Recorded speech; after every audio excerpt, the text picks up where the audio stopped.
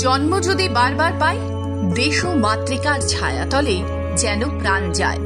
কাশ্মীর সীমান্তে কর্মরত অবস্থায় শহীদ হলেন অন্ধ্রপ্রদেশের সাহসী সেনা মুরলী নায়েক। পাকিস্তানের তরফে চালানো হঠাৎ গোলাবর্ষণে প্রাণ গেল ভারতের এই বীর সন্তানের। শত্রুর গুলির সামনে বুক চিতিয়ে দাঁড়িয়েছিলেন তিনি, কারণ তিনি জওয়ান, তিনি ভারত মাতা রক্ষার শপথ নিয়েছেন। সত্যতাই জেলার পল্লীথান্ডা গ্রামের মাটি আজ নীরব আবার গর্বিত, কারণ এই মাটি জন্ম দিয়েছিল এমন একজন সৈনিককে যিনি নিজের জীবন উৎসর্গ করলেন দেশের জন্য। জানা গেছে অবিবাহিত ছিলেন মুরলী। সোনাম দেব পল্লী স্কুল থেকে পড়াশোনা শেষ করে সেনাবাহিনীতে যোগদান করেন তিনি। গ্রামের গর্ব, পরিবারের আশার আলো হয়ে তিনি আজ জাতির শহীদ।